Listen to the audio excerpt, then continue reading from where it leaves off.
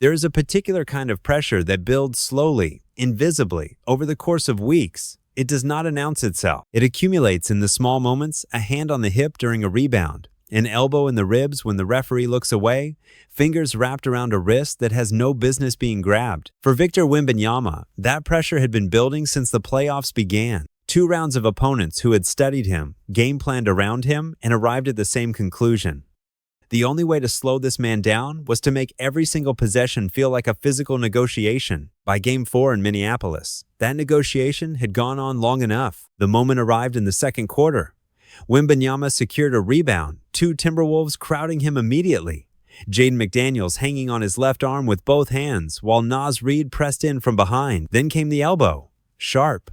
Decisive. It caught Reid across the chin, and the whistle blew before the echo faded. What followed was not just an ejection, it was the earliest removal of an all-star from a playoff game since the 1997-98 season. A 22-year-old, who had never been ejected in his NBA career, walked off a hostile court in Minneapolis, paused to ask a teammate what a flagrant 2 even meant, and disappeared into the tunnel. If this kind of storytelling speaks to you, consider subscribing. There is more where this came from. There is no template for Victor Wembanyama, no comparable path, no predecessor whose career you can hold up and say, yes, that is the model. He arrived in San Antonio in 2023 as something the NBA had genuinely never processed before. 7 feet and 4 inches tall, a wingspan that defies reasonable measurement, hands that can alter shots from angles that should not exist. But the physical dimensions, as staggering as they are, were never the real story. The real story was always the mind inside the body, a young Frenchman who had spent his entire adolescence studying the game with an almost academic intensity,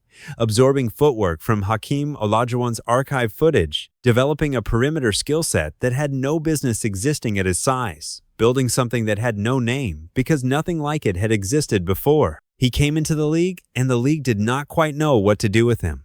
Rookies are supposed to struggle. They are supposed to take their lumps, find their footing, earn their place incrementally. Wembanyama did not follow that script. He averaged over 21 points and 10 rebounds in his debut season, won Rookie of the Year unanimously, and finished second in Defensive Player of the Year voting. Then a bout of deep vein thrombosis cut his second season short, a medical scare serious enough to raise genuine questions about his future. What happened next revealed something essential about who he is. He did not just return. He came back sharper, more focused, and more dangerous than before. The San Antonio Spurs did not stumble into Victor Wembanyama. They engineered their way toward him with the kind of cold, organizational patience that had defined the franchise for 3 decades. The years of losing that preceded his arrival were not accidents, they were deliberate. Tanking seasons, roster teardowns, draft positioning carefully managed over multiple years. The entire architecture of the rebuild was constructed around a single premise: that eventually the right player would become available, and when he did, San Antonio would be ready. What they could not have fully anticipated was the scale of what they were getting. You can project wingspan and scoring potential. You cannot project the arrival of a genuinely once-in-a-generation talent who changes the gravitational pull of an entire franchise. When Wembanyama arrived, so did the question of how to build around him properly. Coach Greg Popovich, the architect of 5 championships and 170 playoff victories, had guided the franchise since 1999. His final chapter with the Spurs coincided with Wembanyama's earliest development, a passing of eras that carried enormous symbolic weight. By the 2025-26 season, Mitch Johnson had taken over as head coach in his first year leading an NBA team. The transition could have been turbulent. Instead, San Antonio won 62 games, earned the 2nd seed in the Western Conference, and arrived in the playoffs, not as a promising young team, but as a genuine contender. The bet had paid off. The question now was how far they could take it. Every team that faced the Spurs this season eventually arrived at the same tactical conclusion. You cannot stop Victor Wembanyama by playing basketball at him. You stop him by making basketball feel like something else entirely. A wrestling match, a test of endurance, a slow erosion of comfort and rhythm. The blueprint spread quietly across the league over 3 seasons of film study and painful first-hand experience. Send physical bodies at him early. Make him feel contact on every possession.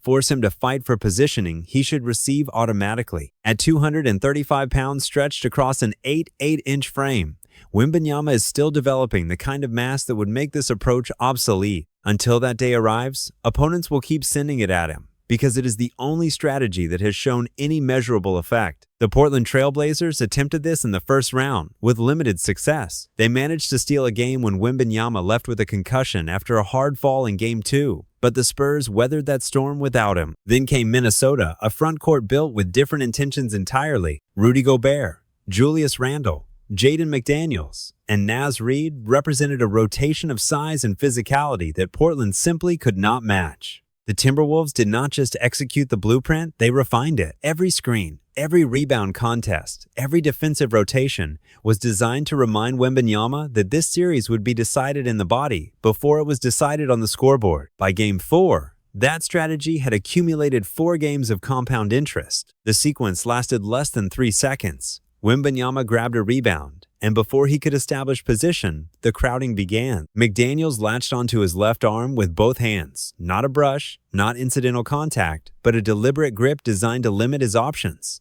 Reid pressed in from behind, and then, in a fraction of a moment that will be dissected for years, Wembanyama turned and unleashed a right elbow that caught Reid flush across the chin. The whistle came immediately for an offensive foul. Then the referees gathered, studied the replay, and upgraded it. Flagrant 2. Automatic ejection. Head official Zach Zarba announced the decision with clinical precision windup, impact, follow-through above the neck, unnecessary and excessive contact.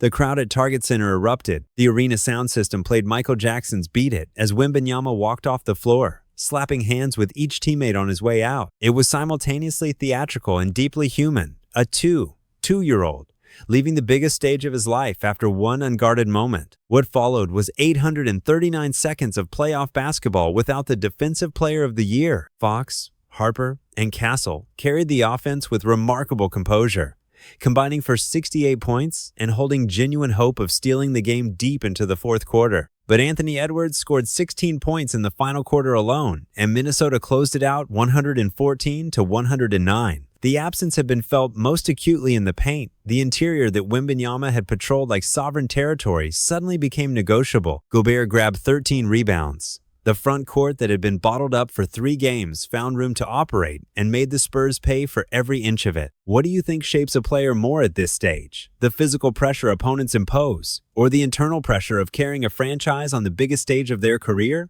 Leave your thoughts below. The statistics that define Victor Wembanyama's 2025-26 season did not arrive fully formed. They were constructed in the hours before anyone arrived at the facility and the hours after everyone else had left. 25 points per game, 11.5 rebounds, 3.1 blocks league best for a third consecutive season, a unanimous Defensive Player of the Year award, the first unanimous vote in the history of the trophy. Numbers like these carry a deceptive simplicity. They appear on a screen as clean, readable figures. What they do not show is the accumulation of deliberate repetition that produced them, the footwork drills repeated until they became instinct, the film sessions spent studying how legends solved the problems he now faces, the physical conditioning work required to sustain elite performance across an 8-2-game season at a height and weight combination that the human body was never quite designed to maintain at this intensity. The Hakeem Olajuwon influence runs deeper than a casual mentorship. Wembanyama has spoken about studying Olajuwon's movement with genuine reverence, not as inspiration, but as instruction. The spin fadeaway he deployed in Game 3 against Minnesota, the move that seemed to leave the Timberwolves' defense without a viable answer, was not improvisation. It was the product of hours spent with archived footage, breaking down angles and weight transfers that most modern players have never bothered to examine. When Wembanyama was asked after Game 3 what he had borrowed from Olajuwon in the fourth quarter, his answer was precise and unhurried. He had not borrowed a moment. He had built toward it over years of invisible work that the box score would never fully reflect. There is a photograph that exists somewhere from Game 1 of the Spurs' first-round series against Portland. Tim Duncan and David Robinson seated together in the stands, watching Victor Wembanyama set a franchise record for points in a playoff debut with 35. The old guard and the new era occupying the same moment in time. Duncan's 3-2-point playoff debut had stood as the franchise benchmark for over 2 decades. Wembanyama erased it in his first postseason game, and the man whose record he broke was there to witness it in person. That image carries a weight that no statistic can replicate. It is the visual representation of something San Antonio had been building toward for years, the deliberate, painful reconstruction of a franchise identity around a player capable of carrying that legacy forward. But legacy is not carried alone. And this Spurs team made that truth undeniable when Wembanyama was absent. In Game 3 of the Portland series, without their best player, San Antonio faced a 1-5-point second-half deficit and rallied to win by 12, becoming the first team in NBA playoff history to overcome a 1-5-point deficit and win by 15 or more. Stephon Castle finished with 33 points. Dylan Harper scored a career-high 27 off the bench. These are not supporting characters waiting for their star to return. They are young players who have absorbed the competitive standard Wembanyama sets every single day in practice and internalized it as their own. When he walked into the locker room at halftime of Game 4, ejected and unable to return, he addressed his teammates with calm confidence. Castle said he was simply instilling belief. That is what genuine leadership looks like, not the loudest voice, but the most trusted one. There are performances in playoff basketball that announce themselves loudly buzzer beaters, overtime heroics, moments designed by circumstance to feel cinematic. And then there are performances like what Victor Wembanyama produced in Game 3 against Minnesota.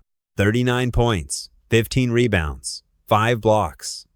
On the surface, those numbers are extraordinary. In context, against a Timberwolves defense built specifically to neutralize him, in a road environment hostile enough to rattle veterans twice his age, they become something closer to historic. He became just the 4th player in NBA history to record 35 or more points, 15 or more rebounds, and 5 or more blocks in a single playoff game, joining Shaquille O'Neal, Hakeem Olajuwon, and Kareem Abdul-Jabbar in a grouping so exclusive, it barely qualifies as a category. What made the performance remarkable was not its scale, but its texture. Wembanyama was not simply overwhelming Minnesota with athleticism they could not match. He was solving them reading their defensive rotations, identifying the specific angles their size created, and deploying counters that felt less like instinct and more like premeditation. The spin fadeaway over Rudy Gobert in the 4th quarter was the defining image, a move borrowed from Olajuwon's playbook, refined in thousands of private repetitions, deployed at the precise moment the game demanded it most. The Spurs won and took a 2-1 series lead.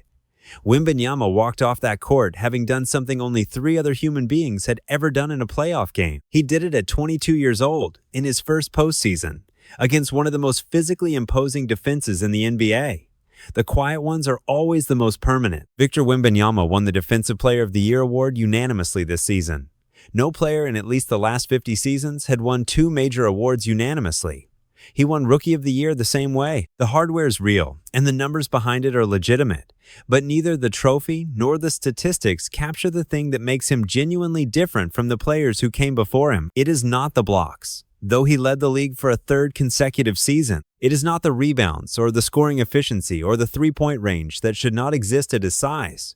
It is the effect he has on every offensive decision made by every opponent before the ball is even inbounded. Entire game plans are restructured around his presence. Shot selections are altered 3 possessions in advance because of where he is standing. That kind of influence does not appear in any column of any box score ever printed. What also does not appear is the emotional architecture required to be this player at this age, in this moment. Wembanyama joined Wilt Chamberlain's name in the record books this postseason with 12 blocks in a single playoff game, and the Spurs still lost that game. He absorbed that result, reset, and came back with 39 points and 15 rebounds in Game 3. When he was ejected in Game 4, his first ejection in his entire NBA career, he did not erupt. He slapped hands with every teammate, walked into the tunnel, and at halftime addressed his team with enough composure to steady them through 3 quarters of basketball without him. That quality, the ability to remain a stabilizing force, even in the moments when everything is working against you, is the thing that separates good players from the ones history remembers. Game 5 in San Antonio carries a weight that extends far beyond a single playoff series. If Wembanyama takes the floor on Tuesday, the Spurs bring their full identity home a 2nd seed, a 6-2 win team, a franchise that rebuilt itself around a generational talent and arrived in the postseason ready to compete for something real. The series is tied. The home crowd will be loud. The young guards who carried the offense through Game 4 without their best player will carry the memory of that performance into the next one. But if the NBA decides the ejection alone was insufficient and adds a 1-game suspension, This series shifts in ways that are difficult to reverse. Minnesota would need only to win one game at home in Game 6 to reach the Western Conference Finals for the third consecutive year. The stakes could not be drawn more cleanly. But beyond the outcome of this series, beyond the suspension decision and the Game 5 result, and whatever the final score of this postseason turns out to be, something more permanent is already taking shape. Victor Wembanyama is 22 years old. He has already won Rookie of the Year and Defensive Player of the Year both unanimously. He has already joined Olajuwon, O'Neal, and Abdul-Jabbar in a playoff statistical category that most players never approach. He has already shown that he can lead a team through chaos from inside a locker room tunnel with nothing but words and presence. The elbow in Minneapolis was a moment of human limitation, a young man's patience finally exhausted under 4 games of sustained physical pressure. It will not define him. What defines him is everything that came before it, and everything that is still coming. The story is nowhere near finished. If this moved you, a like means more than you might think, and if you want to see what comes next, we will be here.